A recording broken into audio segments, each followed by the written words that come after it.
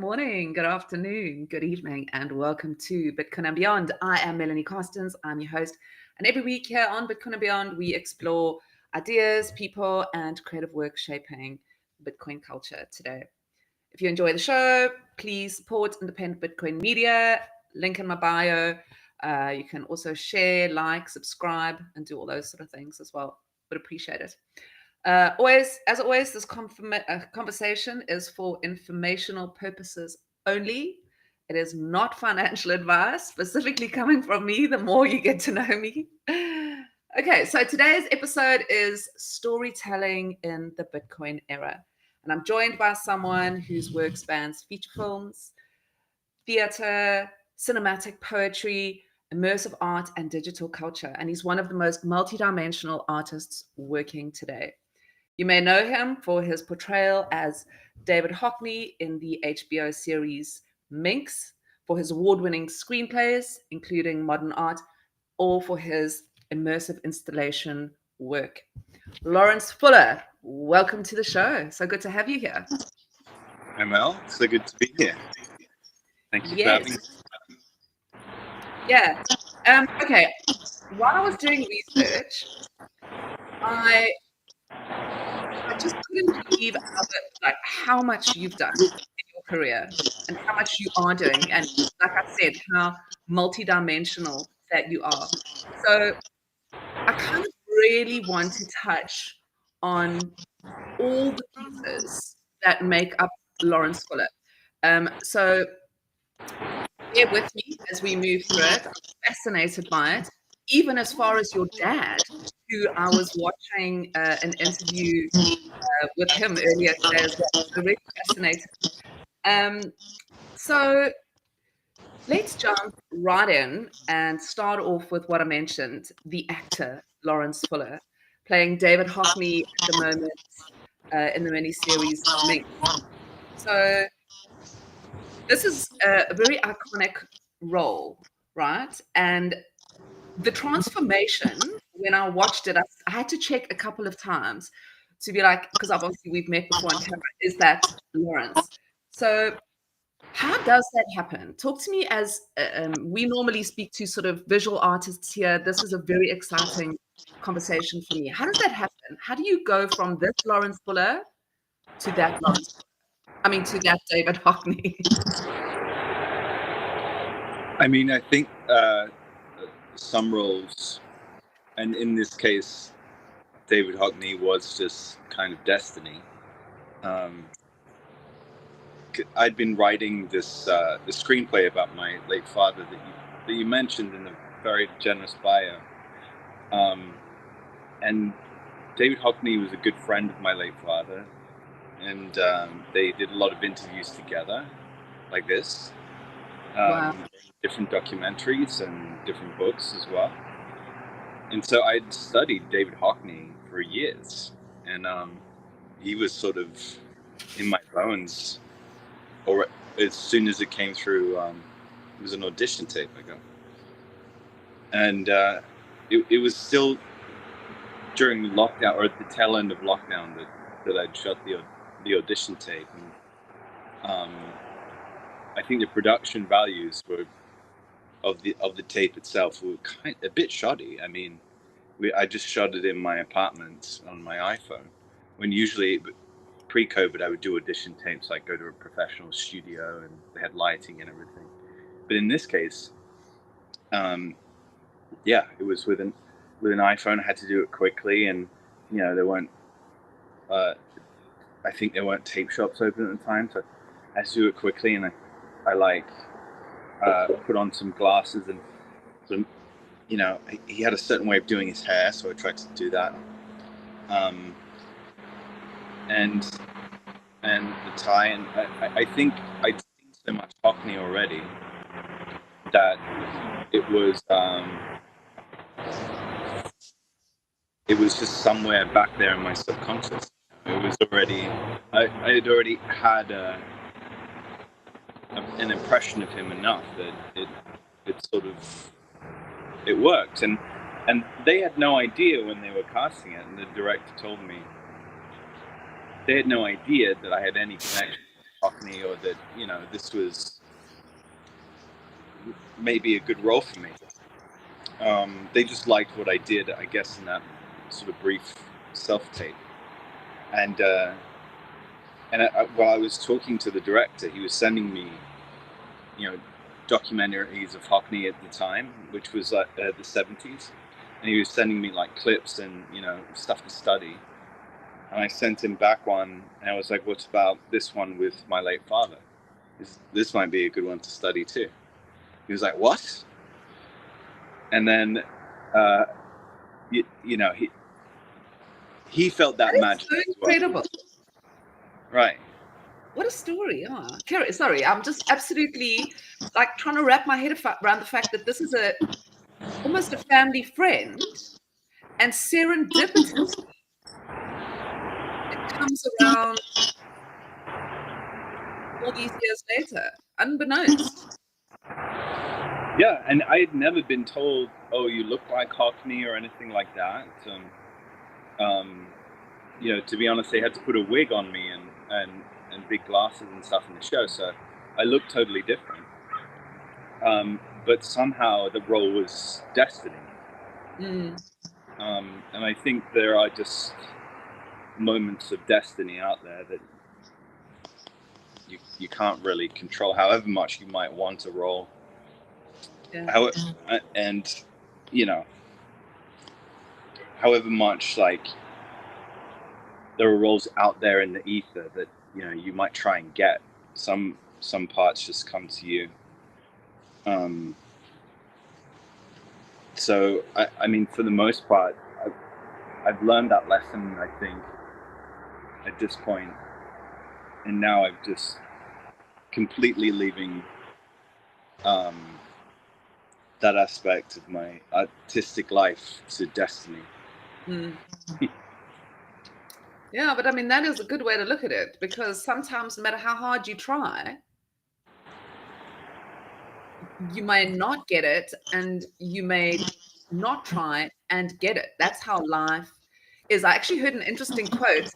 I was watching some celebrity bio, and her agent or her manager said, people chase fame, but what they don't realize is that fame actually chases you, and once it finds you, when it wants you, it sticks to you no matter how much you don't want it or don't want it. It's like almost the other way around, you know, because you can try really hard to be successful and not be. Yeah, it's absolutely right. I think and you might get famous for the wrong thing as well. You don't want that. I mean, imagine being famous for the wrong thing. That would be bad, right? Yeah. I mean, the best thing to do really is, like, what is it that you want to share with the world, and to practice doing that and being good at that, you know? I'm interested in, I mean, you were an artist before, and you obviously an artist during, and you will remain an artist afterwards. Does portraying someone like him influence the way you create? How does it work as an actor and as an artist? Yeah, I mean, I think I would have been completely lost if I hadn't studied visual art all my life when it came to a role like that. I mean, I would have had to have done a lot of research, I think, that I hadn't already lived and done up until that point. You know, a lot of reading and documentaries, of course. There's a lot of that for the arts out there.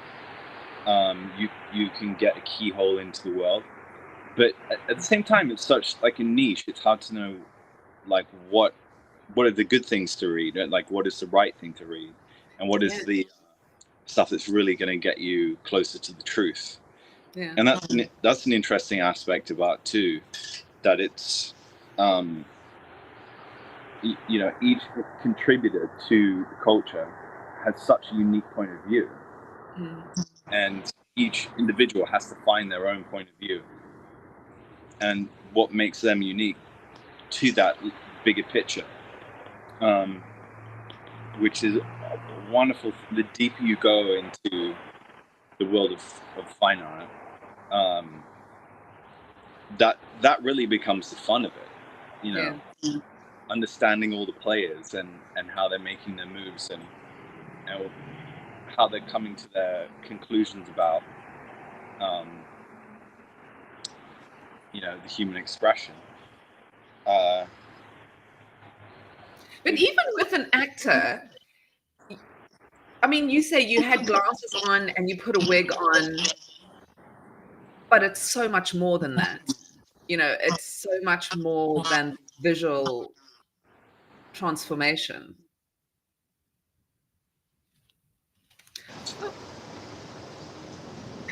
I actually want to show the can I show the My back. yeah, you back. I'm gonna show the clip while we have our technical difficulties because I want to show it anyway.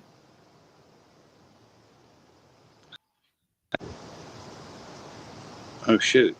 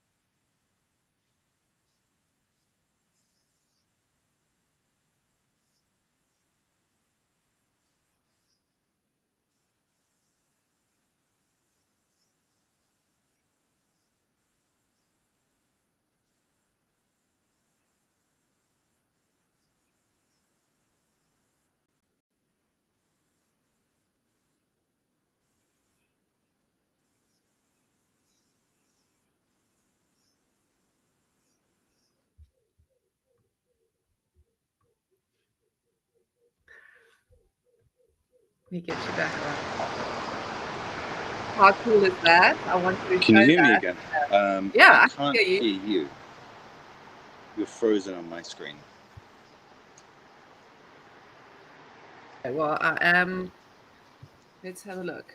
I can see myself. I am moving around. Oh no. Well, I tell you what. Maybe Can you I'm hear gonna me? try and refresh. All right. Well, while we're waiting, besides being an incredible actor, Okay. So I refreshed it, and so I got a call, and that messed the whole thing up. But if I refresh it, then okay, so you can see this is very live, and this is very how it is. Okay. No, that's cool. We got an opportunity anyway to play the clip. So I don't know if you saw that part, but I shared the trailer. I did see that. Yeah, I did see that. So yeah, I mean, it has to be for me. It's like, especially when it's a real person. There's just a ton of real research that goes on, and yeah, very usefully. I'd been researching the screenplay about my father for many years before, and writing articles about it that were some of them published, and basically reading every letter he ever wrote, including a whole box of letters that he had with David Hockney. And the way my father wrote letters was, no one writes letters like that anymore. I mean, they were incredible. I mean, they were these novels within themselves, and like each correspondence was like really beautiful. Could have been a book within itself, could have been published in itself, and it's actually held at the Tate Museum, his archive of letters and journals and things like that. Wow. I went to the Tate, and Adrian Glue, who works there at the archive, has been extremely helpful with obtaining all the right artifacts. I don't know how they do it. They have millions of artifacts that they need to dig out. So I went to the Tate Archive and worked with them to digitize everything, and so that I could take it back to LA and read through everything. And so that was hugely helpful when it came to approaching David Hockney. And apparently I was cast as well for my accent when it came down to the final view. They asked the lead actress in that show, Olivia, who she thought did the best, most accurate accent for, because Hockney's from a part of North England, so you had to learn the accent. He's got a very specific accent. And she said, "Oh, he's got the best accent." So that was an important part of the whole thing. Yeah, but that's what I'm saying. It's not just about how you look. There's more. But let's chat about the rest of your. Well, I'm just going to mute chat. There's an audio thing. Yeah, I just want to chat as well about your feature films, right? So you, besides this series, you've starred or featured in a number of films.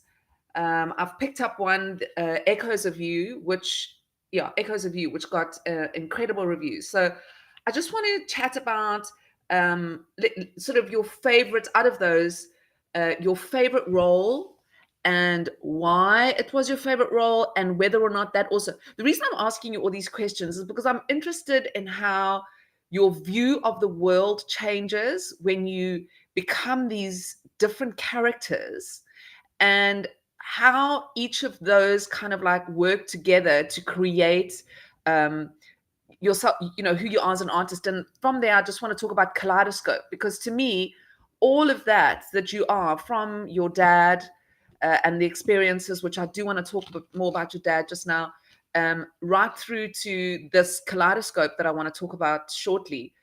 All of those roles, all of those things, they've brought you they've changed you, right? You as a person. How does that work? Yeah. I think, taking on a role, it can be, and usually is, a great challenge, because the person's been through things that you haven't necessarily experienced, or if you have experienced, you need to connect them. You need to connect the two, your own experience with their experience. And that can take some time, kind of like preparing for, it's a funny metaphor, but I'm about to go to Thailand to do Muay Thai for 6 weeks. And I trained in Muay Thai for about 20 years now. And I've found unique similarities between preparing for a fight to preparing for a role. In that there's, these things that you have to practice right beforehand to get to the place where you're ready. And that can definitely take it out of you. It's like being ready for the moment where you're where destiny's calling you. Yeah. And that's it. Like, once you have one shot at a role, you have one shot at a fight. And it's the moment that everyone's watching. It's like, this is the title match, and the bell rings, and you've got to leave everything that you have in that moment. And everything that you've done up until that point has gotten you ready to be there when they call action. So if you fill yourself with as much of that world as possible, then hopefully you'll be ready. Yeah, and I mean, let's go back now to yourself as a theatre actor, because as far as I understand, that's where you started in the theatre, and that in itself then exactly what you're saying now, where you've got to go out. There's no second chances when you walk out, obviously onto a stage when you're in a theater. But that obviously I've seen as well currently with your digital art. You're doing your sort of poetry and stuff with the this immersive experience.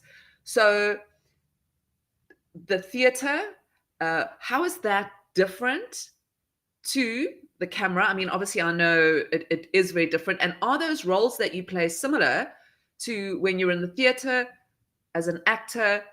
And yeah, so I mean, you were saying those come to you, but at the same time, you can't just pick something that doesn't resonate with you, right? So let's talk about that. How you got your start in the theater, and the kind of moving from a theater, because I'm not sure many artists can do that, right? Is it something that a lot of actors do, go from the theater into film? I mean, it's a loaded question, but I know I don't have much time and I've got so much I want to ask you. Sure. I mean, a lot of the actors that I really looked up to when I was younger, that's what they did. They came from theater, or they got a background in theater, at least before they went into film. Actors like Anthony Hopkins and Robert De Niro, Daniel Day-Lewis, even Brando. Although they're not known for that in their careers, particularly Brando was not long-lived in the theater. He did a few notable plays in his youth and then sort of just transitioned to cinema. They still did that. So I feel like it's really about cutting one's teeth, because it is the ultimate operatic expression of drama to be in a play, and it was, to be honest, this theater, when I was young, I was kind of troubled, difficult teenager. The theater was the only thing that really saved me in those years. It was the only thing that I really, on a lot of days, it was the only thing I actually went to school for, and that was passionate about, and that probably kept me out of going down a very bad path in life. So it just sort of felt natural to keep doing that. And my teachers as well. My teachers believed in me, and they were like, I remember Jock McLean was like my first theater teacher, and he believed in me. He was like, he saw as well, he was Scottish. He was a Scottish guy, even though it was in Australia. He saw that it was the only thing that was saving me. And so he was talking to me, preparing me to go to drama school. And so drama school was, I remember this like beacon that, like, you go to drama school, it's like a pilgrimage, and then everything will be better. Once you get to drama school, then, it's like going to, going to the Holy Land in some way, like, and there's this mythology that's built up around going to drama school because so many people want to get in. And there was 5,000 applicants in the years that I don't know how many trying to get into drama schools now, but every year there's 5,000 applicants trying to get into the top drama schools. And that is very competitive. Good Lord. It's harder to get into some of them than it is getting into like Harvard for law or to be a doctor, by a factor of like 10 or 20. What is that? I did not know that fact. Because it's so few and it's so small, like the amount of students they take. Young people have dreams, so young people have dreams, and a lot of young people want to go to drama school and be actors. Did you always want to? Was that your vibe from young? Yeah, when after my father passed away, I was sort of stuck in front of you could always find me in front of the television screen watching movies on repeat sometimes. And even though I was brought up in this household of art, there was art just all around on the walls, and art just constantly being made. My mother's an artist, and my stepfather after my father was an art critic. So it was just everywhere. But my passion that I found an obsession since I was like, could barely talk was cinema. And I think I just wanted to live inside of a painting. That's incredible. And then was it after your dad passed away that you kind of went off the rails? Or what was it that triggered that? Or were you always just a naughty Laurence from small? No, I was good. I was a good kid. I think it was just a part of the process. Like if you look at, not having a father in the home for a young man, I think is they've done studies. It's like the number one cause of someone ending up in jail and things like that. And I've sort of looked into it a bit myself, and it's interesting that what they found is that the person has both this sense that anything is possible, and also an overwhelming underlying sense of anxiety. So if someone grows up without a father, they can go into extremism, they can lead them all sorts of paths. So sort of felt pretty lucky that I narrowly dodged all that. So no, it was I think hitting puberty and not having a male role model around to like keep me in check. I just sort of was a bit of a terror. What was it like growing? I mean, you speak about your mom being an artist, your dad being an art critic. This was in, you mentioned Australia as well. Tell me a little bit about sort of growing up. Obviously, an incredibly artistic environment. And was that in parts of England, Australia? How did that all? Tell us about early Laurence. Yeah, that was.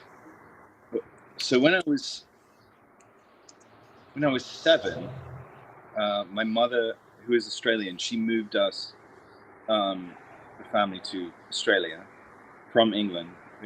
I was in Bath before that, in London. Bath and London. We lived between two. And then I think we moved to Australia because my stepfather got a job as a curator of Australian art at the National Gallery of Australia.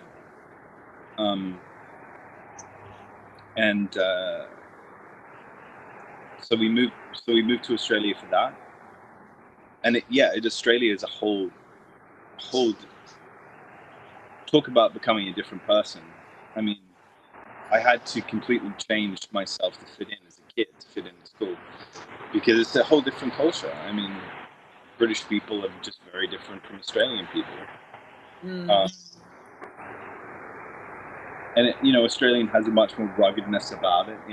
It's more sort of, they were convicts when they went over. It came from a land of like people who sort of grew up in this sort of harsh environment and just made it happen. It's kind of similar to America. There's a lot of similarities, I think, between particularly like Texans and Australians. And but it's also very beautiful country. Everywhere you look, there's beautiful nature everywhere, and a very sparse middle area. And it's funny, I met a traveling nurse the other day who told me that she actually traveled it by car once. She actually drove through Australia, and I was astounded. I was like, I don't think I've ever met anyone who's driven through from Melbourne to Perth. Um, How long did that take? I mean, that is one hell of a journey. yeah, I think she said it was a few weeks or something. Yeah. I was like, do you have to be really careful? And she was like, well, you used to. And they had those backpackers would go disappearing and stuff out in the middle. There really isn't much there. Like it's a very sort of arid desert. But then, on the coast, of course, they have like beautiful tropics and things like that all around the edges. And then in Perth, there was a natural resource sort of boom that happened in Perth. So they have a city out there, they have some cities, they have Fremantle and stuff, but then nothing around it. And Perth is literally the most isolated city in the entire world. The entire world? Yeah. Statistically, further away from any other city than any other city. I did not know that. Yeah. Interesting. And tell me, how long were you in Australia for? I was there from 7 to 18. And so high school. I was there for high school. Okay. And then back to England? And then, I went back to England. I was auditioning for, I wanted to go to one of the top drama schools, so I auditioned for all of them. And, it's a whole process to get in. So the one I ended up getting in, and it took me a couple years, was Bristol Old Vic Theatre School, which actually was, I think, my top choice, because Daniel Day-Lewis had gone there. Wow. And he was my hero, and when it came to acting, he was, I think, still regarded as the greatest living actor. And I wanted to train where he went because, maybe there was some secrets or something that I could pick up from that. Let's talk about your dad, because he just seems like such an interesting, fascinating man. I watched the interview on your website. Is there? Yeah, there is one. Now, writing that, where did that all come? Is it because, first of all, where were his letters? How did you find his letters? Did your mom keep them? I mean, that sounds in itself like a miraculous situation. And then, has this been a journey just of getting close to your dad? When did it start? Let's talk about that. Let's talk about this. And the screenplay. Tell me about that. So my father was always this sort of shadow that was following me throughout my youth, and he, his friends would talk to me about him, but it was like having no context or having little context for all of the things around the stories they were telling, and it was sort of like the shadow that would follow me, because they would see me and they would have this sort of emotional effect on them just by meeting me, and of course they had a ton of context for that. They had a relationship with Peter, this person they formed a really strong bond with, who then was died very early, and then there is his son, and apparently I look like him, or there's something of him in me. And so they had this very emotional reaction to just talking to me, and it was this thing I felt that was inescapable, and also that I wanted to know about. Like, it was the secret that I needed to learn that would bring me close to truth. The truth of, like, my existence, of why I'm here. I think those years were very formative in that, and creating that environment where it was there's something that you don't know, and one day you'll find it out, sort of thing. Yeah. And so, but I'd forgotten all that once I'd come to LA, I think. It was, it wasn't a part of my life in LA. Mm. And my life in LA was about chasing roles, acting roles, going to the studios. I auditioned 800 times and did all the different studios, meeting these casting directors and directors. Sure. Many of them are very strong people, and they'll try and tell you who you are, which I found an infuriating process. I felt like I know what I'm bringing to the table, sort of thing, and then training with the acting coaches out here, like Ivana Chubbuck, Eric Morris, Michael Wilson. I think those people were very influential on my process as an actor and my way of thinking actually about the world and others and art and culture. Wonderful teachers that come from a more sort of method acting background than what I'd learned in England, which was more about classical theatre. And I definitely wanted that grounding in a more method-based process. And for someone like Ivana Chubbuck, she's all about sort of digging into your past to finding the reality of who you are, to then bring that to the character and to sort of embed yourself in a way into the script. The script analysis process is fantastic. Like a script analysis is really one of the best approaches, I think, out there in terms of just breaking down a script, because that's more objective. There's so much that's subjective that goes into it, but there's definitely objective ways of breaking down the script. And so Ivana Chubbuck's process sort of unlocked in me, I think, some memories about that stuff, and unlocked in me a pushed me to look further back than where I was at in my life, which was sort of like, I don't know if you've ever seen that movie Knight of Cups, where the protagonist, it's a Terrence Malick movie, its protagonist is sort of drifting through LA with this poetry going on in the background of these poetry narrations, and just is basically completely lost. And I found LA to be that for me as well. This place that was really confusing, and I'm sort of wandering through paradise, and this place that I thought was hopefully going to be a bit more nurturing. It's of course not. Like, I think anyone on the inside knows that it's not a nurturing place necessarily. There's a lot of people who come out here and burn out and go into drugs. A lot of homeless people here. Actors wanting to come to Hollywood to do something that for any reason.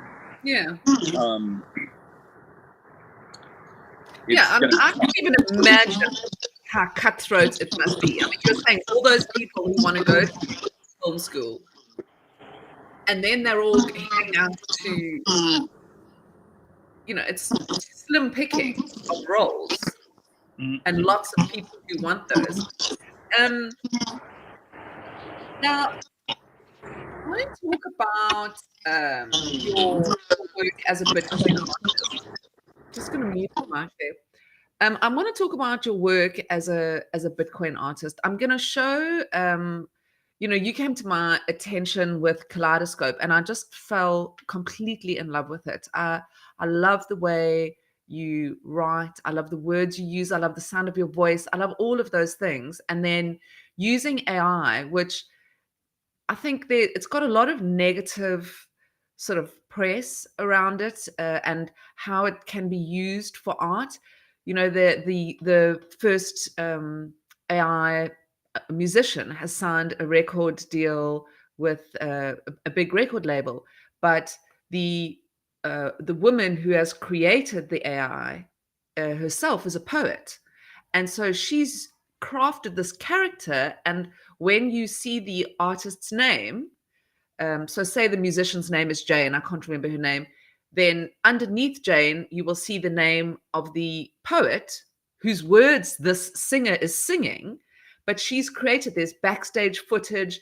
Um, so I'm fascinated with that that use of AI, not just as a dumbed down, I'm going to press a button and I'm going to make a cartoon video or whatever. So before we talk about Kaleidoscope, I'm just going to play it so that people can understand what we're talking about, because I think it's important to see it before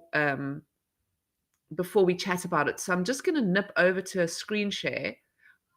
Let's see if I can do this again. Okay, just bear with me as I try and figure out how to do this. There we go. I'm hoping that this is on screen.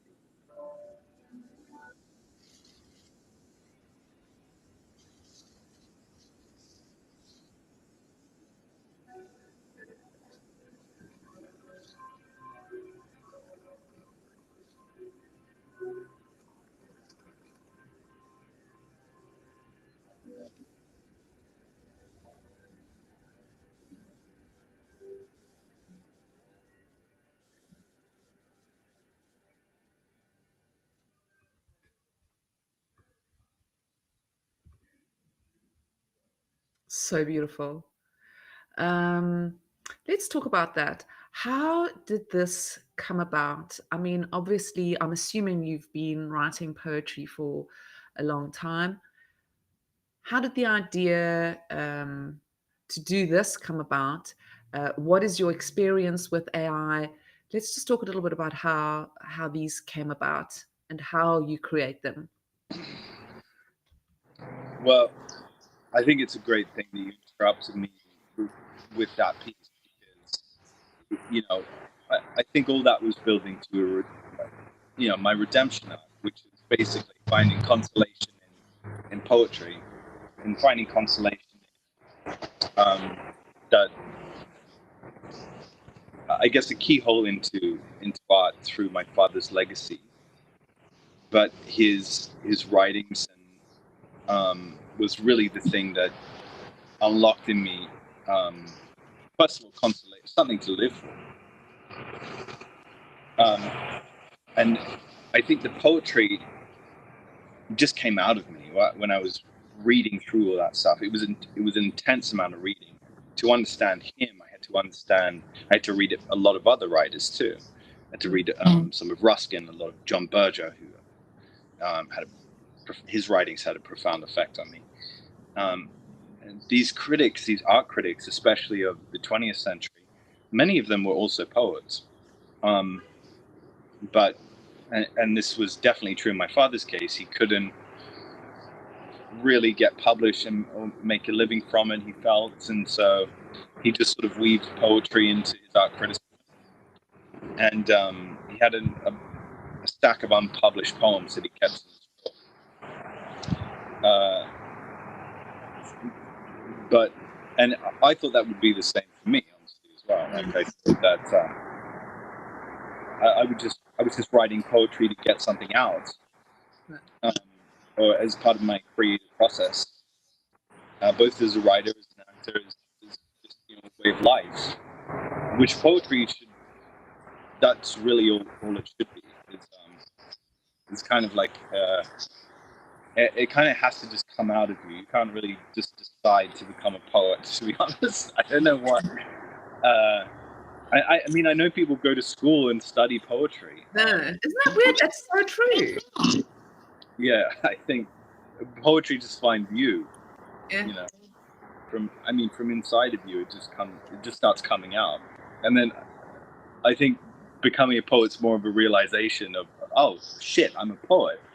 You know, rather than certainly not a career choice. You know, Yeah. Most of the time. I mean, I don't mean to diminish it. I know there are professional poets that is what I'm getting at is it's a lost Yeah, I know what you mean. Yeah, it's a lost art. I mean, a lot of poets go on to become songwriters, which is kind of what you tied into what you were talking about a bit before. That's right. And so it's something that just sort of you start channeling this thing that's poetry, and that's what happened to me. And I wrote books of poetry, and the early stuff I wrote was no good at all, but it set the foundations for the poems that came later. And I had this concept that I wanted to pair that poetry with painting. That there was something untapped that was in my father's writings and the people that he was referencing as well. There's something untapped about that relationship between the written word and visual language, and something that poets like Baudelaire really wrote a lot about. In Baudelaire's poetry, he would write a lot about art history, and he was an art critic too. And so, I sort of thought, well, why don't I bring them together? Why don't I experiment with that? I started using classic paintings or paintings of my friends who are painters, and work with them to create sort of, moving animations of their paintings, and then do my poetry reading and put some music to it. And I started putting. Sorry to interrupt you. How long ago? When did this all? Yeah, I started doing that around 2017. Okay. And so my daily process was to get up and go to Muay Thai, and then fight Muay Thai, and then go and just write poetry. And I would do that every day for years, and it gave me structure at a time when Hollywood was like, this sort of chaotic thing I was trying to navigate. It gave me structure, and I a lot of grounding to do that, to get up, practice martial arts, practice the art of poetry, and I felt complete. So yeah, it really started all there. And I had no inkling of ever making a living or career out of it. Did not think that would be a possibility, but I just did it for the love of it. And the universe works in funny ways. Yeah. Web 3 came along, and it became I was sort of into crypto a bit before I heard about NFTs, which is funny, and I really wish I'd sort of looked into it more to find NFTs, before the whole craze, picked up some punks and stuff like that. I know. We were all there. And we were all. I was talking about it on. There's a clip from my show last week with Harto, and I'm like, I remember looking at them and thinking to myself, that's so fucking weird. It's like these weird little ugly things. And years later, now I find myself scrolling through the collection, and suddenly I love it. I think it's beautiful. It's I don't know why, but it's a lot more than just the image, right? It's a memory we all have. Oh yeah, totally. I mean, I have this same experience with the punks. When I saw them, I was like, "That's ridiculous. Why is someone paying 20 grand for that?" And now it's like, man, what would I would do to get a punk? That'd be great.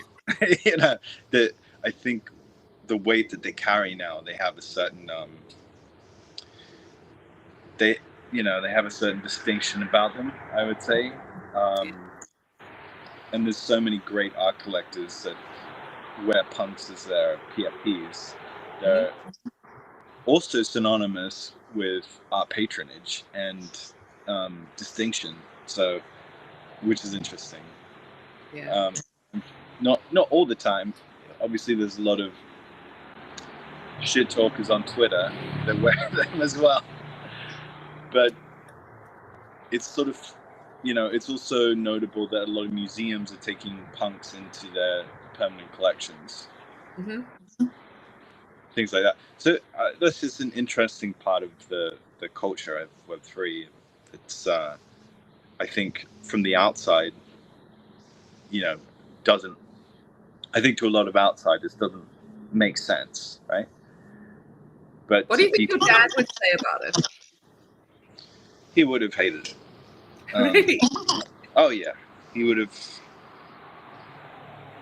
Actually, he probably would have written entire books about why they were destroying humanity, both the PFPs and AI.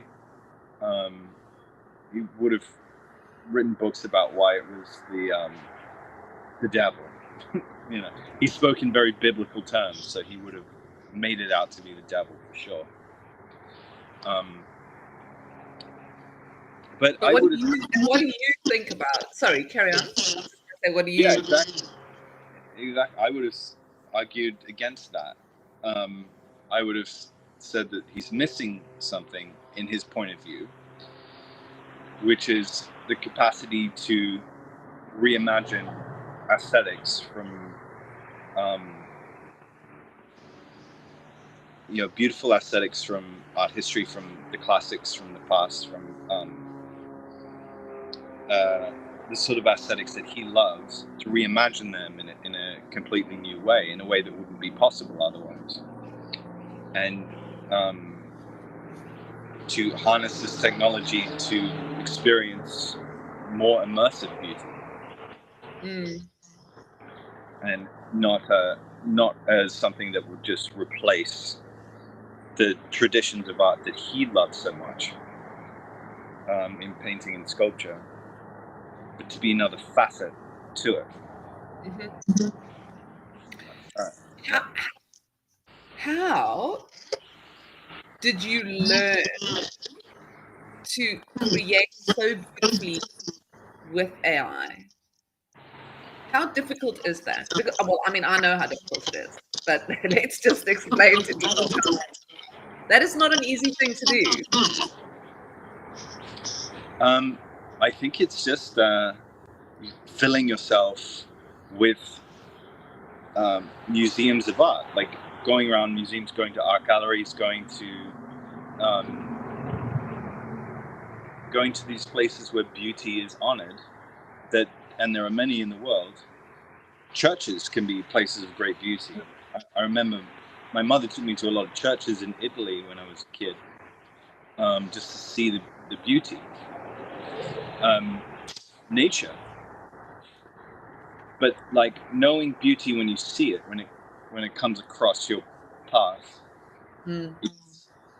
is key. Is key to a lot of things in art. That is such an interesting thing. I'm reading a book at the moment about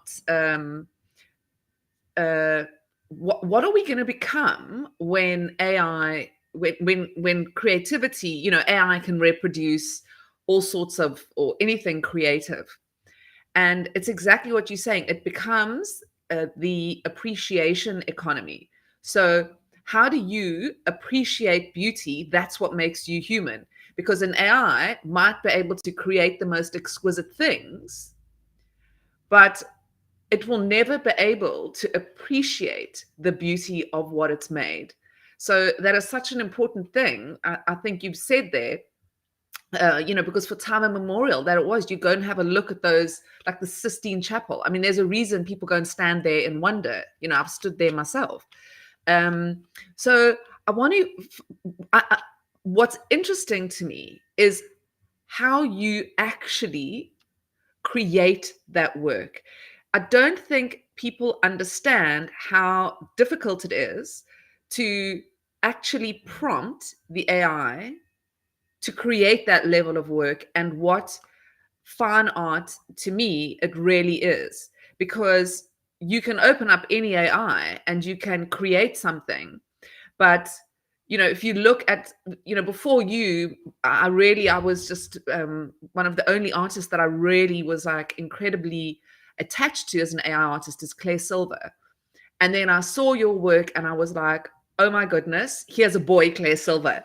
You know, so that is what I'm interested in as well, is that ability. I would like to talk to people about it, because people look at AI art, like you were saying with your dad, he might say negative things to it, but it is a real art to create it in that way.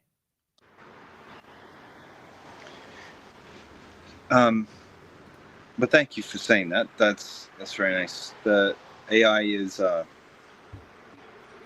create that.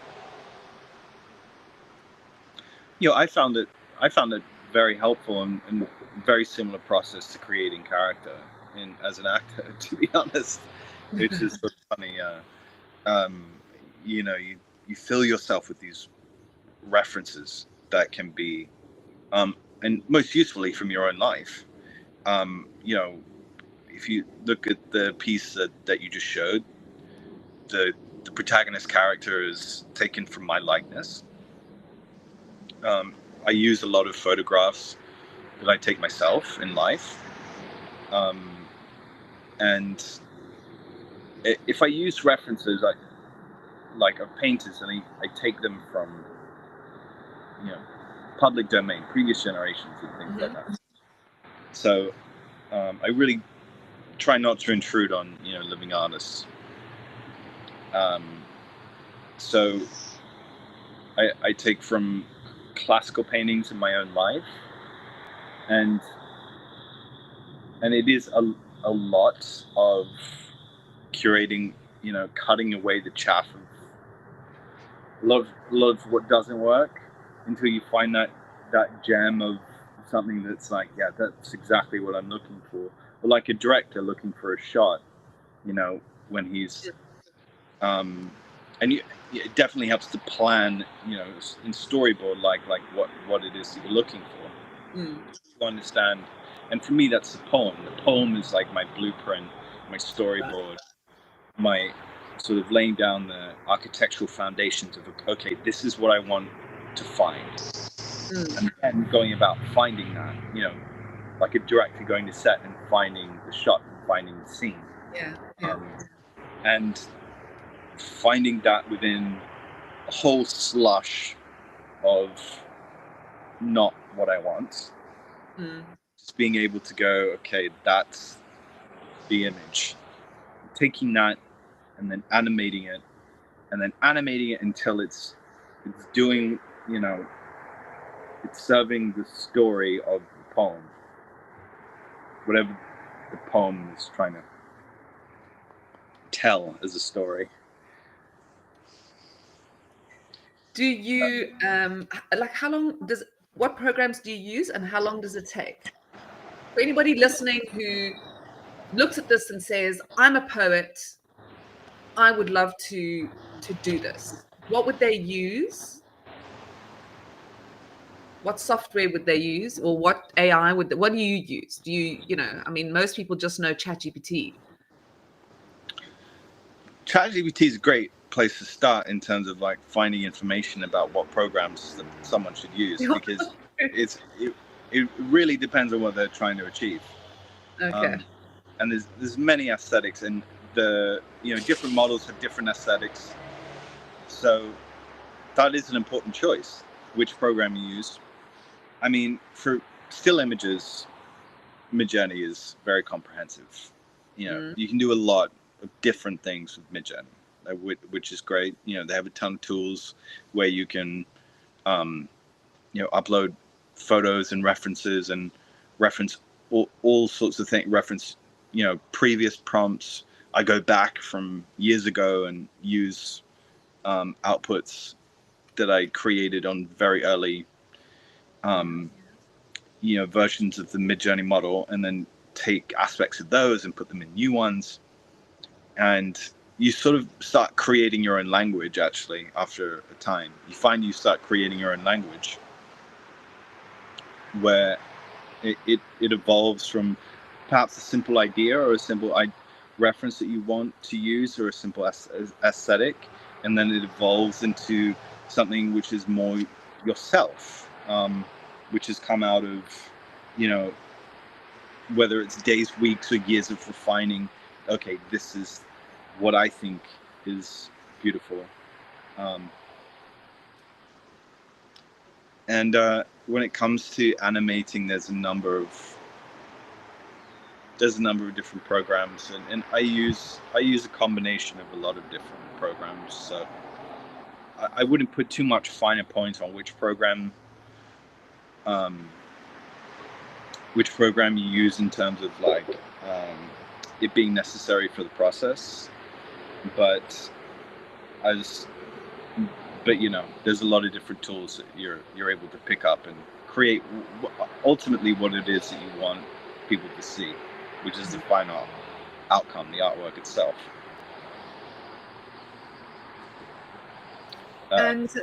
Yeah. Sorry, I know that was a bit sort of vague. Like you maybe wanted me to go, okay, here's what you do. You go to Midjourney and then get a pen and paper, everybody, and write down the list of things to do. No.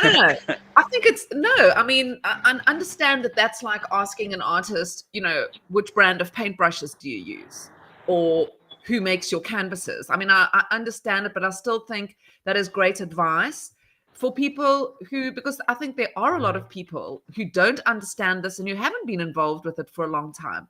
And this is really important for us because it's here. It's not going to go away, and we can either embrace it positively and build a positive future, I believe, for our children, or rather than going, look, it's the end of the world, we're all fucked, it's going to take over, so we may as well just lie down and cry. So for me to hear positive stories about it, positive ways in which you can create, it's not just about creating, a cartoon, putting a prompt into it. There's some real fine art behind this, and so I think the advice of going to ChatGPT, because I agree with you in terms of ChatGPT, it's a great place to say, what do I need and where must I go if I want to do so and so? And then if that doesn't work, you go back and you ask it again. You say, I went here. I would. So it's like having an assistant with you all day long. Now, so I'm grateful for that. I'm grateful for your advice there. And I think I didn't even realize the length of time that these creations are actually potentially years worth of work that can come together. You're leaving bits and pieces of yourself all over the place inside this inside Midjourney, for example, and then you just sort of you can continue for the rest of your life to pull those pieces together in various ways, right? Not. Yeah. You can see I'm not an AI artist. I don't know. I'm just asking. Yeah, no, that's great. It's a great way to put it. I think it's living inside of a dream, and it's a great way to sort of make your dream literally like, you know, what you just dreamed, for instance, Yeah. an actual thing in the world, um, and to live inside of it for months. Some pieces can take months. Immersive pieces like the one that's coming up in Miami, Art Basel. You showed a little bit of it, Kaleidoscope. That's coming up, which is also an ordinals and stacks piece. Um, Yeah. and that's going to be showing in Miami, Art Basel. Um, and uh, I'm trying to remember the inception of it. How long ago it took, or it started because of, that one literally started because of a dream I had about when I got the flu, and I was rolling around in bed, and I like had the sweats and everything. I was having flu dreams, and I was like, you know what, I need to put something on.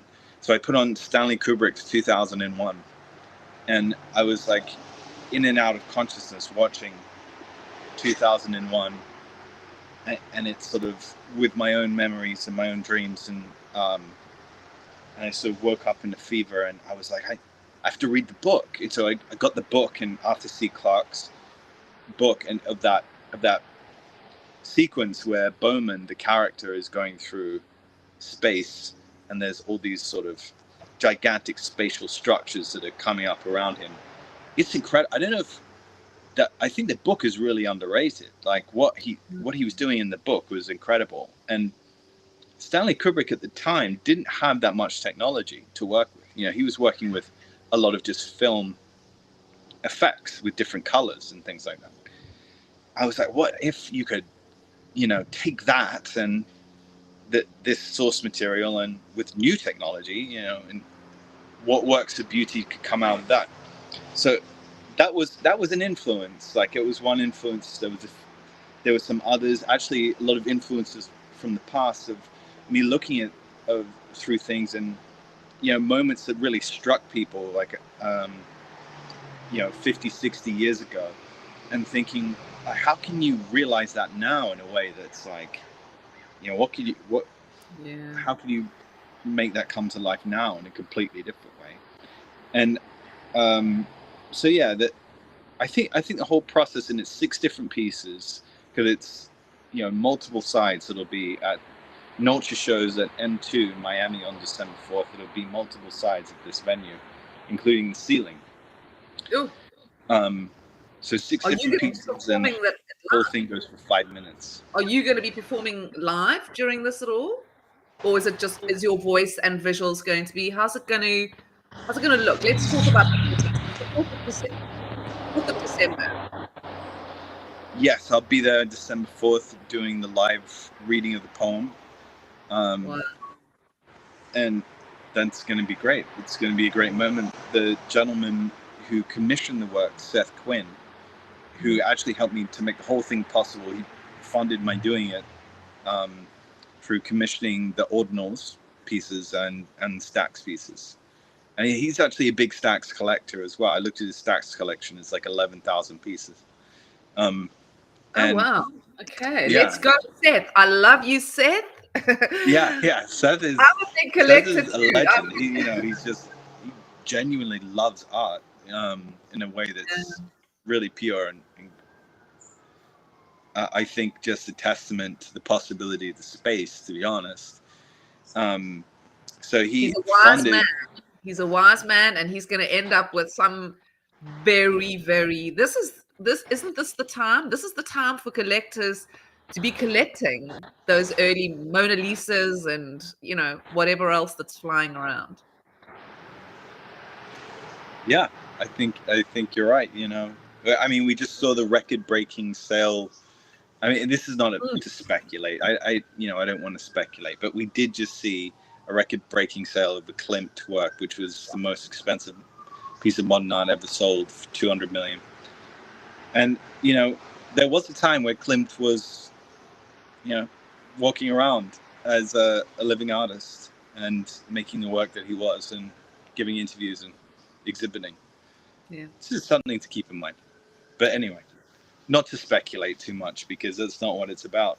I think, and if you talk to Seth, he tells me that no, this piece is for my collection.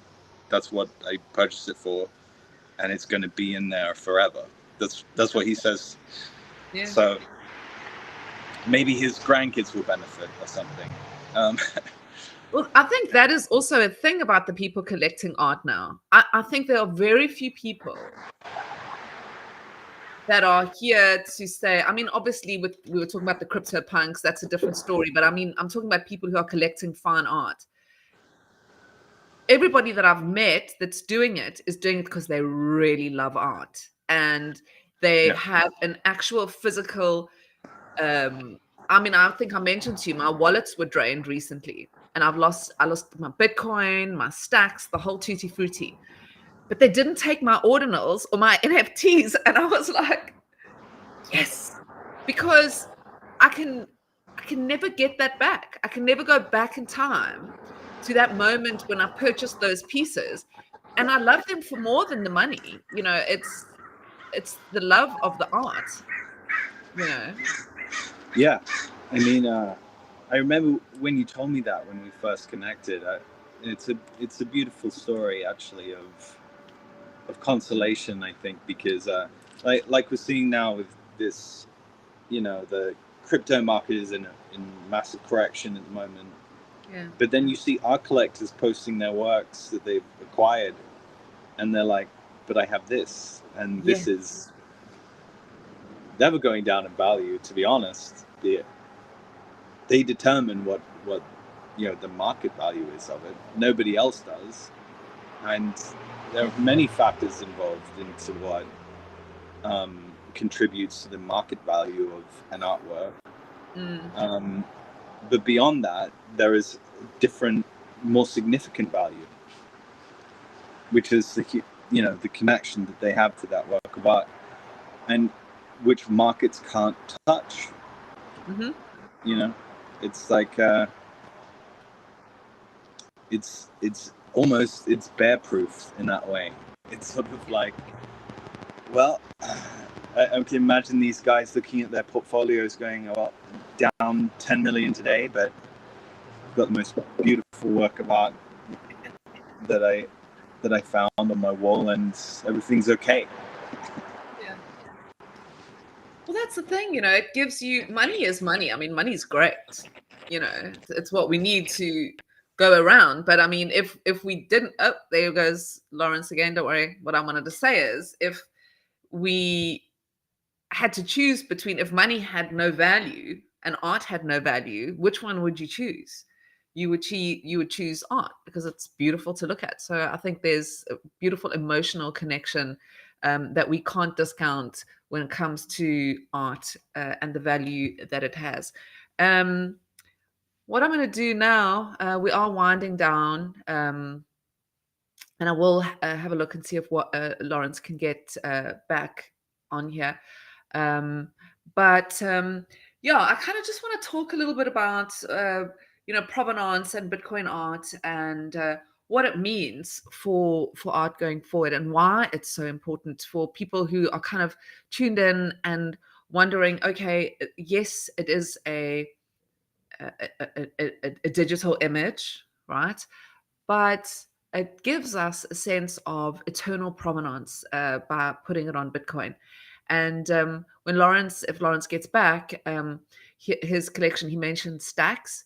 Stacks is if you don't know, it is a layer on Bitcoin, and it allows us to put smart contracts on Bitcoin, and it allows us to have DeFi on Bitcoin and all sorts of incredibly magical things that Stacks allows. And one of the things is NFTs and Bitcoin ordinals, which we were chatting about earlier. A Bitcoin ordinal is an inscription that happens directly, that is placed directly on Bitcoin. So you take your artwork and you inscribe it to Bitcoin, and it remains there eternally. It can never be erased for as long as that sat is there. That artwork is there. It's put directly on the sat. It has its limitations though, because The file sizes are extremely small. And so what happens is your resolution, you're not going to get great resolution from the file sizes that you can put on Bitcoin. So that's where Stacks comes in, because with Stacks, it is like an NFT, and there you can take a huge resolution, a big file, and you can then just mint that as an NFT. So I'm going to chat to Laurence about it now, where the difference between his Bitcoin ordinals, as he mentioned, and the Stacks NFTs, and how those two tie together, and the importance of Bitcoin provenance and the high-res visuals on Stacks. So I'm not sure if Laurence could hear me giving my hey. Sorry about that. It's okay. Phone died, but we're back, and I did hear you. Yes. So that was a great thing with Kaleidoscope Collection as well. Working with Seth on this, that really what's important, I think, for the inscriptions now, because the file sizes, they do have to be smaller for ordinals inscriptions. That is a factor, but really the important thing about them is provenance. And having the provenance inscribed on Bitcoin is what's really special about ordinals. So having the provenance to the animation itself is something. If you go to the Kaleidoscope ordinals, that's one of the first things that pops up is a link to the animation. You can do that with a JSON file, and then linking that, all the information in the inscription, having that in the description of the corresponding stack piece, because you have to display the work. The collector has to display the work. They have to see it on platforms. They have to actually it has to exist in their wallets. Otherwise, where are they going to see it? So having those two things work together it's quite beautiful. It works really well to have the provenance and the cinematic artwork, which is 100 megabytes and could not be inscribed, because that would cost millions of dollars to inscribe that. But as long as the provenance is there and it's connected, the cinematic artwork is connected to the inscription with provenance, it works. It works great.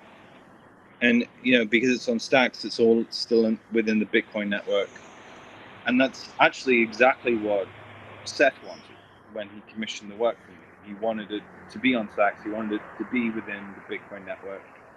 I had suggested we could do it, link the two pieces with Ethereum, and he was like, no, I want it to be on Stacks. I want it all within the network.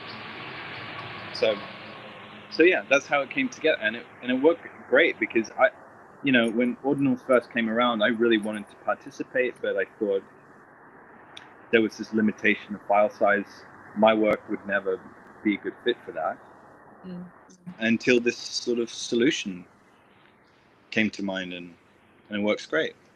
Yeah, I love the. I think I know I said it to you when we first spoke, is that it is very pioneering. This idea that, because with an eternal provenance, which you're going to get with your Bitcoin, so you've got the hardest money and the hardest provenance that there is ever in the world, because as long as Bitcoin is there, you've got proof of ownership of your artwork.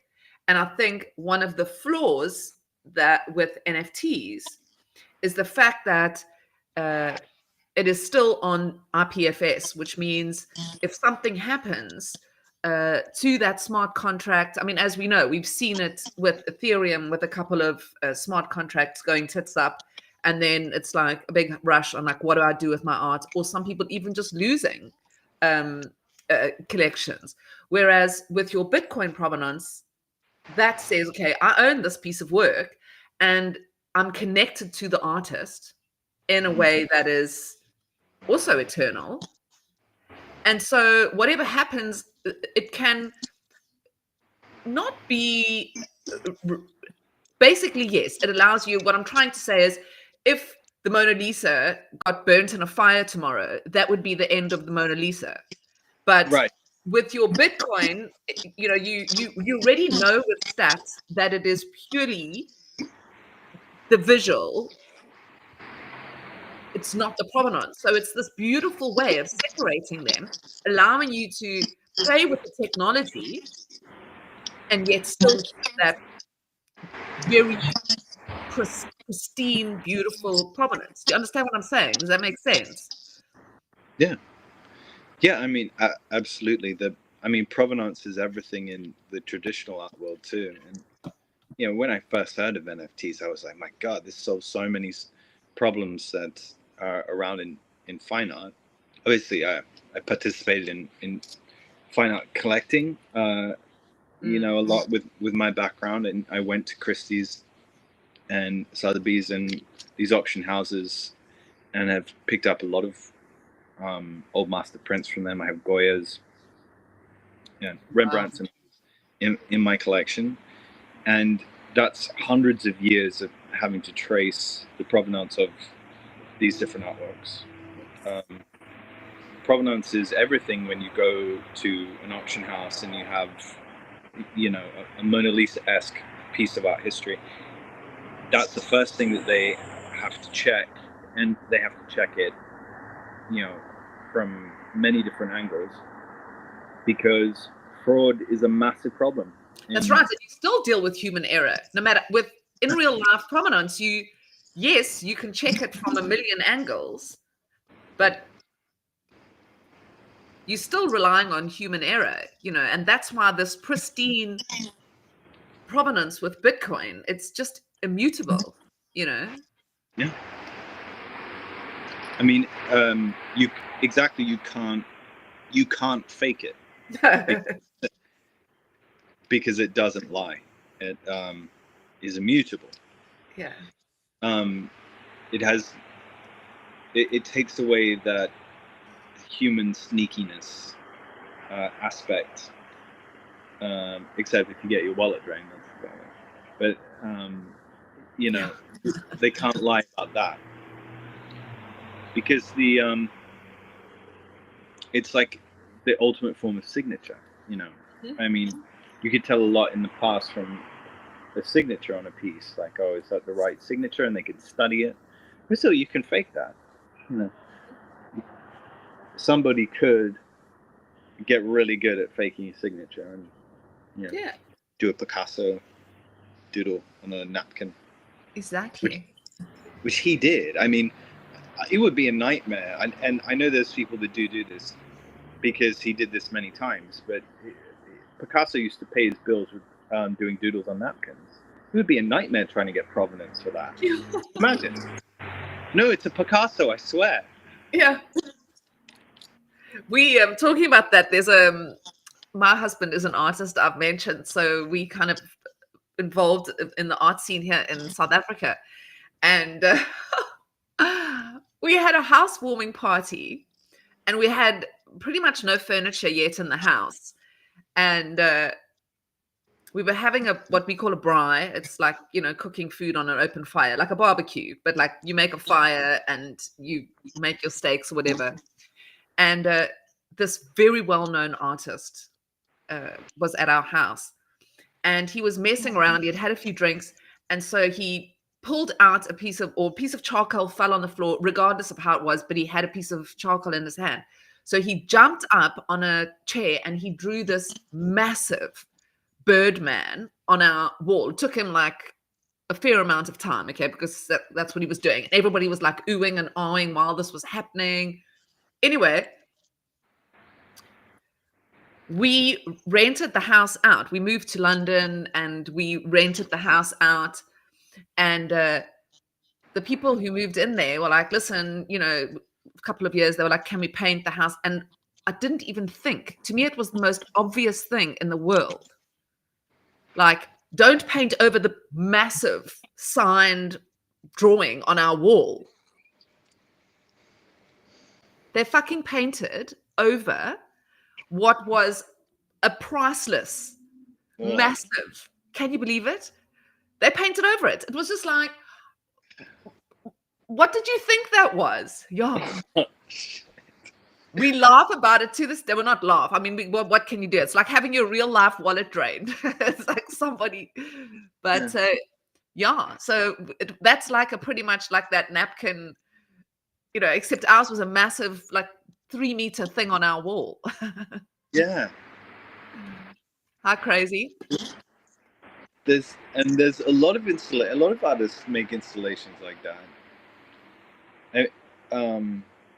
I mean, of course, there's that story of the Steve Wynn who put his elbow through a Picasso the night before he was going to sell it for $100 million. What, was he just drunk and fell over? Or yeah, he was having a dinner party, and he had a few bottles of wine, and he was telling a story. And that is a pretty much like a, this is not happening. Rewind. Yeah, he had to take it. It was no longer for sale. He had to take it off the sale. Of course, it had he stitched it up, and he was like, well, now it's just a beautiful piece of my collection. Yeah. I have a painting that actually, there was a knife.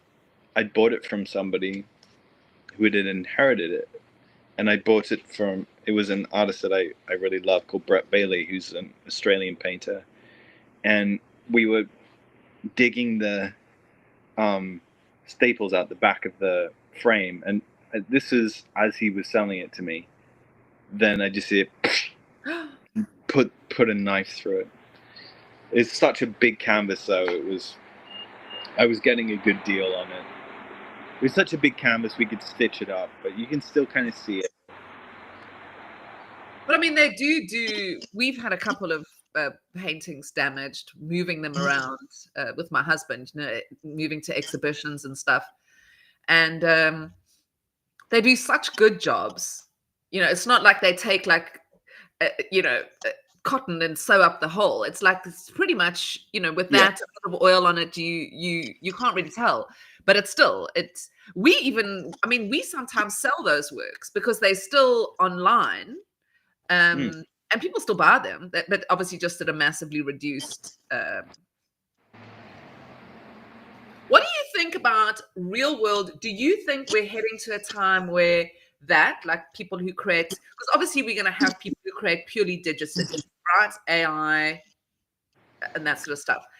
And we're going to continue to have people who create in the real world. What are your thoughts on taking a real world oil on canvas and creating digital prints, like, for example, so provenance on Bitcoin, and then just like you have real world prints with paper or canvas, having a digital print? How do you see all that fitting together? It's funny we're talking about these like quirky anecdotes, like that's seemingly small talk, but actually is touching on a very big issue that's affecting all of art. And traditionalists would say that the beauty of art is in its materiality, that the material of painting and sculpture and those marks in time that we're talking about are essential to it. Other people, especially people who come from a background in cinema, might say that ethereal aspects and conceptual aspects of art are the most important. But when it comes to provenance and I think, and digital art, there we find a symbiosis between the two, exactly what you're talking about. I mean, there you can find it like just a stronger way for the work to exist in the world. I mean, how much better is it? I know this artist called Ibuki Kuromasov, think I probably butchered the pronunciation, but she's a Japanese Buto artist that I've collected her work on her NFTs on Tezos, and I've gone to her physical exhibitions. She exhibits a lot, and I think NFTs was something she was just trying, but she exhibits a lot in LA, and so I went to one of her physical exhibitions and saw work that I'd collected as NFTs, and talked to the gallerist, and I was like, so what do you get? Well, you get this certificate and this DVD drive, but a USB drive. What? Why would I want that when I have the NFT? It's the a certificate that's automated, that's like locked in, that you can't change. I mean, this piece of paper that you're giving me, like I could lose that in a file. That could. Where am I going to keep that? I have to dig it out one day. There's so many issues with doing that, and also a USB file with yeah, right. Like that's how they sell video art in the gallery world now. Like it's just totally normal. It's nuts. Yeah. Like it's like selling tape cassettes when you have Netflix. Yeah. I think our kids are going to look back and be like, hang on a minute. So you had money that was on paper, and you had something invisible that you had to stick. Where would you stick it in? If you think even this time, I'm looking at my laptop here. It doesn't even have I need a connector to put a USB in. It's getting less and less, So I know. And then you can just, like you said, lose it. The file can become corrupted. Mm-hmm. And I think one of the most astounding, actually, instances of this is one of my favorite video artists. All the artists I'm talking about, their work is phenomenal. But it was just the format is funny. That is Matthew Barney. His DVDs go on for sale for like $500,000. DVDs. Wow, I did not know that. And there's these huge operatic pieces that Matthew Barney does that are astounding. I've gone to see the screenings at Mocha, where it goes for like 8 hours. The last one that I saw of his, River of Fundament, and the Cremaster Cycle, which is this incredible operatic piece of video art it's literally an opera that there was decades in the making, and each chapter of it was like 8 hours long. But the format is a DVD. I mean, you can't sell a DVD to save your life anymore. Like if you want to get a movie. Put it. Are there any machines that take a DVD anymore? Yeah, exactly. I don't have a DVD player, and I actually have a huge library of DVDs I collected as a teenager, like that are just in a box in my apartment, like a huge cabinet actually, of just like 1,000 of them. And I haven't watched one of them in maybe 7 years. And you will never be able to. Again, I'm afraid to say, unless it's getting harder and harder to see that. You know what? Just listening to you talk, it's so fascinating because it's like being this conversation. Like I said in the beginning, it was so hard for me to kind of like, I wanted to, respect the journey that you've had as an actor, because it's so incredible in itself. Then as a writer, it's this incredible journey. And not only listening to you, not only as an artist, but as an art collector. It's quite extraordinary. This, I don't think I've met, and I meet a lot of people, like I said, in the art industry that touches on all of this. And what I'm sort of getting around to is that if you look back at artists historically, they were one or the other. They were a musician, or they were an actor, or they were, people were very siloed. And I feel like if you were an actor that then turned to painting, that's what you would be. You would never be an artist, that was allowed. Do you think in this digital world it does give you that much more freedom to just be it all?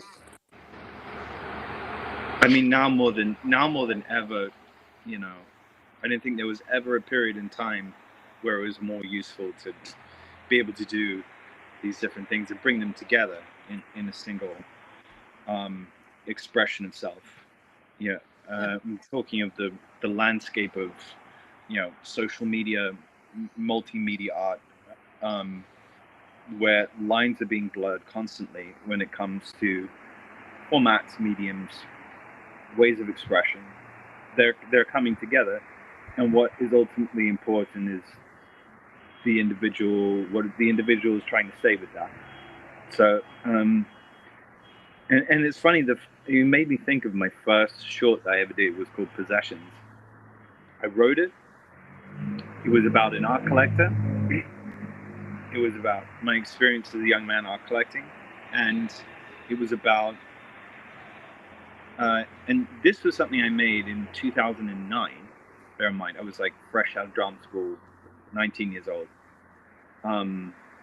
with the director Jim Lounsbury and producer Trilby Beresford, called Possessions, and it was about an art collector who wages everything in his life to get a hold of this painting, which was a real painting that I bought by Peter Booth. It was in my collection.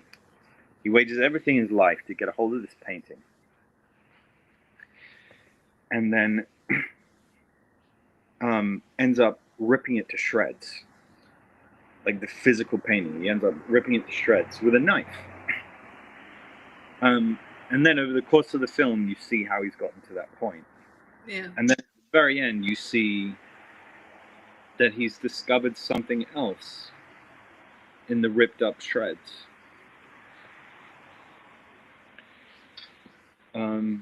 Which is just actually, now looking back on it, it's a wonderful metaphor for everything that's going on. Mm-hmm. That is beautiful. Where do you keep all of this? Talking about ripping things to shreds, that's another thing. I mean, this is a lot of art that you're talking about, because it sounds to me like you collect a hell of a lot of in real life physical art. Mm-hmm. Do you display it all, or do you keep some of it? I mean, because there's only a finite number of walls we've got in our homes. Let me see. My place is not really in exhibition mode, but basically it's all over my walls, and it's we'll have to do another episode of like a tour, and I'll get my place in order. Okay. Because I need lighting and stuff, so I don't know if it's gonna work just jumping in. You'll need a headlamp on your head. There is definitely a huge stack of old master prints that is in a dark corner of the closet back there. There's like I have hundreds of prints in there that are old master, but I have a lot of stuff on the walls, and I have stacks of paintings up against the walls as well that are about 10 paintings deep. I need a big house. You must have you, I mean, you've obviously inherited from your father as well. There would be an incredible art. I mean, there's some, but I mean, most of that, went to my mother, and I didn't really get. I didn't get much of that, to be honest. But I've gotten some stuff from her, from when she had a storage facility out here with a bunch of artwork in it. But most of the stuff I collected myself. Wow. Yeah, I love that. Now, what do you think about? I've been thinking a lot recently about memism, as an art form, as a fine art form. Obviously controversially, but what do you think about that? Well, I think that poetry were the original memes. Poems were the original memes. Mm-hmm. That's what people would like read them in newspapers. In the 1800s, they would read them in newspapers, and then memorize them, and then recite them at dinner parties and stuff with their friends, and then people would remember that, and it would get passed around like that, which is sort of the purpose of memes, right? Like, the purpose of them is a form of communication that ripples throughout the community, and a lot of people understand them like that. So it's something that we've always done, and now I guess it's taking the form quite a lot of inside jokes, kind of is what memes are at the moment, and have been for maybe 10 years. Or you could take it back to early internet culture, to before that, so maybe 20 years.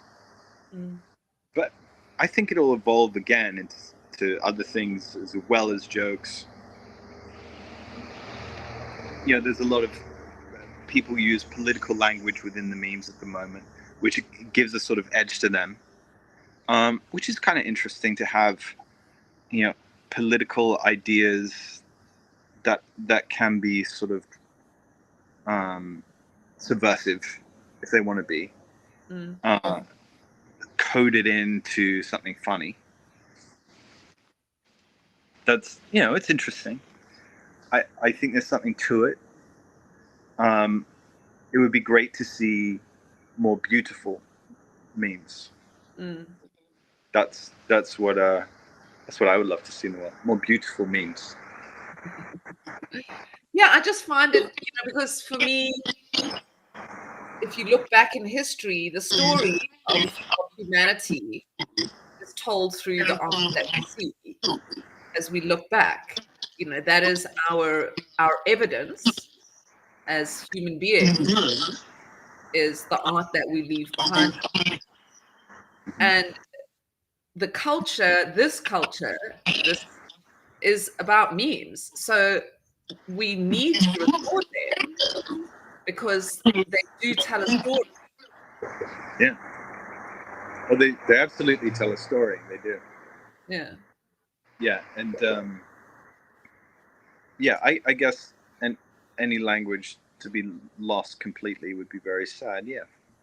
Yeah. I mean, imagine how many languages there are that have been lost. Be interesting I'm sure that someone has an answer to that, not me, but it's an interesting question to think about, isn't it? How many languages have been lost? Yeah. Of course. And how many words? We don't know all the words. We cannot describe so many things. It's kind of sad to think about, isn't it? It's almost like the loss of a color to lose a word. Yeah. There's a book called talking about color. I've just finished it recently, called The Color Storm. And it's about the search for a new color that this art collector, I think it's an art collector, and it's in the time of Michelangelo, and he is brought to life. The Leonardo da Vinci, the protagonist meets Michelangelo is the one, yes, that painted the ceilings, and he talks about meeting him and how his eyes are so damaged from the paint falling into his eyes. It's like a thought I'd never quite thought of, that he lay there with the paint dripping into his eyes, and it almost blinded him. But anyway, and the story is about looking for a color that somebody had heard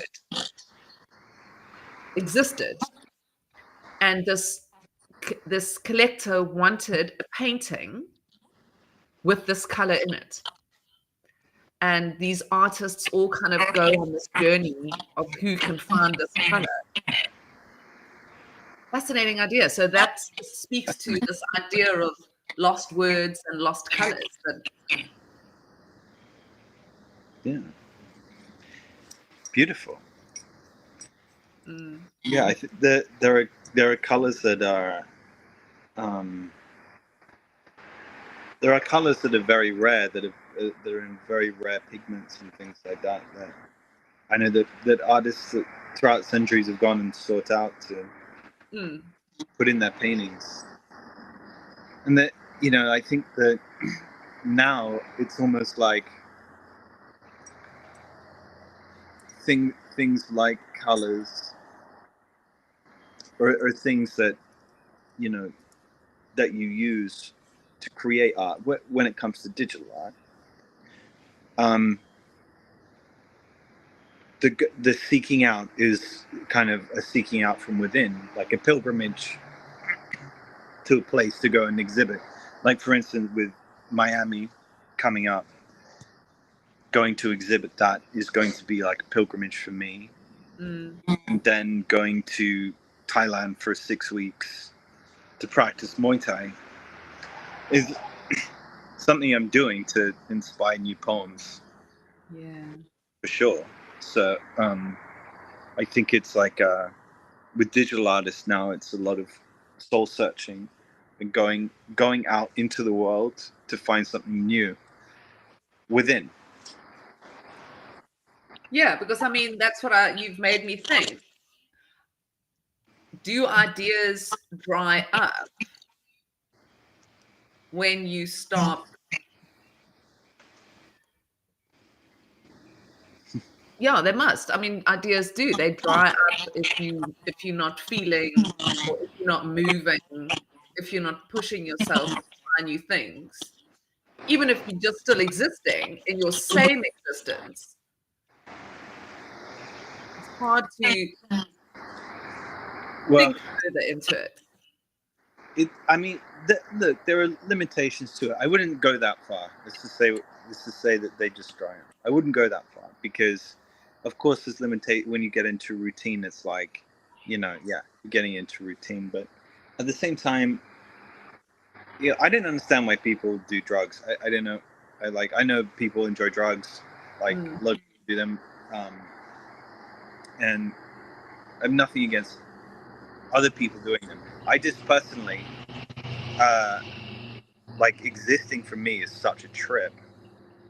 Like, I can't even imagine altering my state or needing to do that, because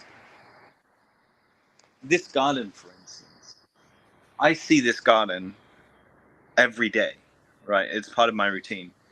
I see it from that perspective, from inside. Yeah. So I guess I see it from the viewer's perspective, and I look at it out my window when I'm working on poetry and digital art stuff and everything. I never see it from this point of view.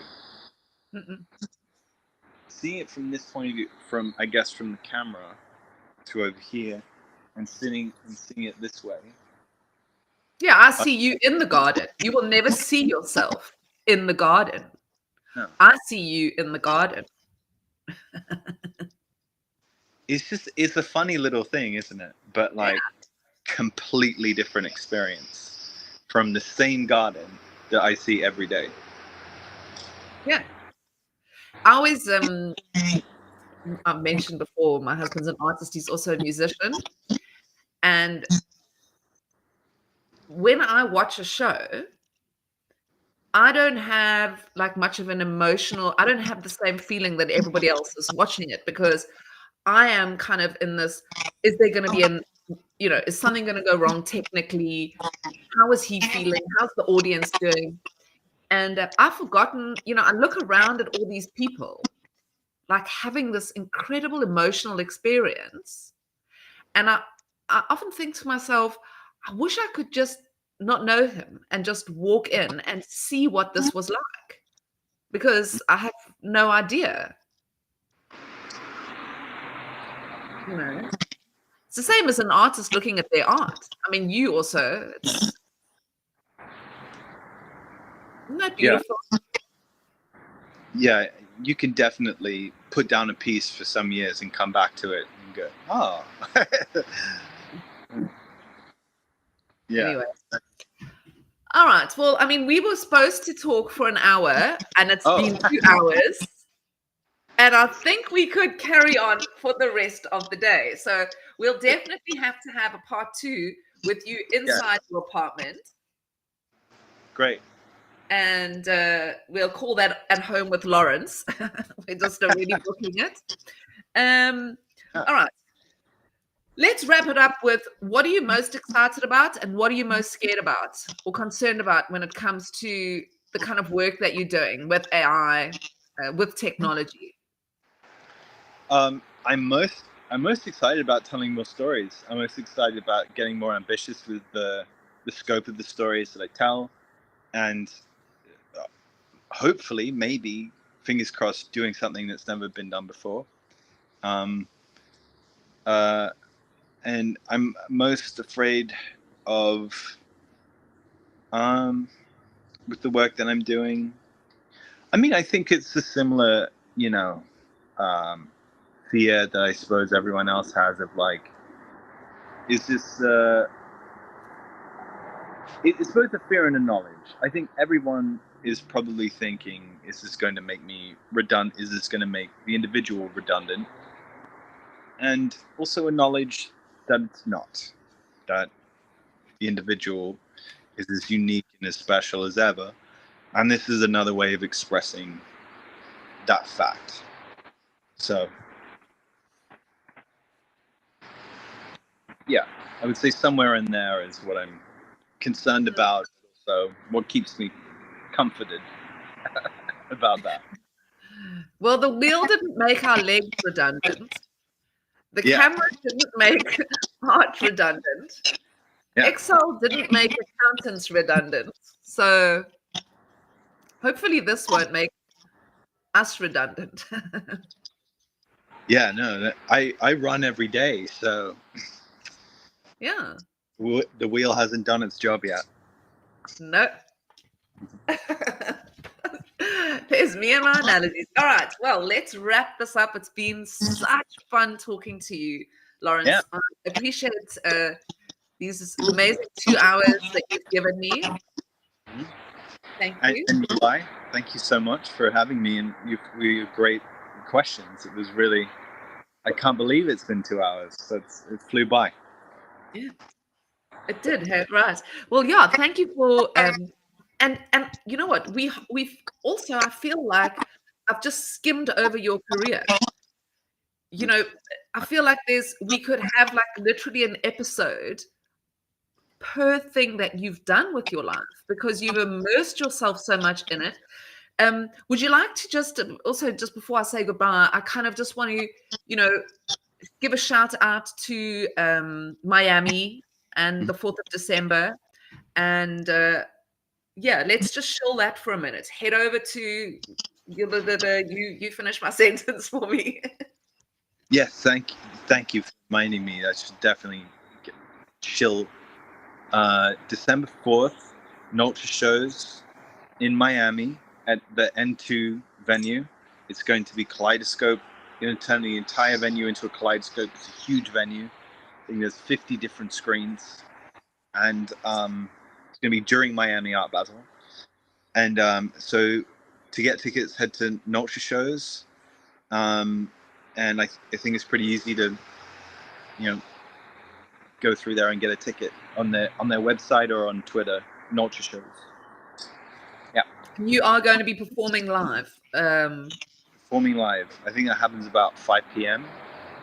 I'll double check that with Arthur, but yeah, information will be on the site. There we are. That's like a bell rings every time somebody says Arthur's name. He's such a legend in the community as well. So shout out to you, Arthur, as well. Yeah, shout out to Arthur and Gamma, who are also have been really helpful with this whole kaleidoscope journey. Yeah. Yeah. So people can head over to Gamma.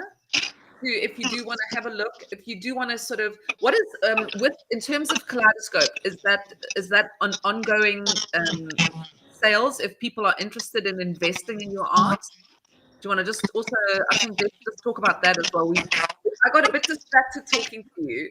Like I was just having a conversation. Sure. Yeah, that's so Kaleidoscope was commissioned by Seth Quinn, so it was sold out before it went on sale. But I am interested in doing more projects on ordinals, so absolutely let's connect with me if there are collectors watching that want to commission another work. My next adventure is going to be to Thailand, and maybe something will come out of that, or just connect if you want to chat about art. That's fine too. Yeah, amazing. And that's the beauty of this world, right? Is it's opened up extraordinary connection. I'm sitting in Cape Town, South Africa. I met Laurence randomly online, and here we're sitting having this conversation. That would have never happened without Web 2. Even though we're not using Web 2, it's still created this. I mean, even though we're not using Web 3 in this conversation, it's still what brought us here, Yeah. So yeah. That's true. Yeah. All right. Well, thank you very, very much, guys, for watching, and thank you to Laurence for this conversation. Just a reminder: if you do enjoy Bitcoin media, I'm gonna just mute you. Sorry. If you do enjoy independent Bitcoin media, then please check out the link in my bio. There's Lightning, and there is Leather and Exverse wallet through Stacks. So check those out. If you are interested in watching more episodes of Bitcoin and Beyond, there is a full archive on my YouTube channel. And we are here every single Friday. Thursday. Every Thursday at 11 a.m. Eastern on YouTube, on X. I am Melanie Carstens. We've been chatting to Laurence Fuller, an incredible multidisciplinary artist, and you can check out his work on Gamma if you are interested in his Bitcoin ordinals and his Stacks NFTs.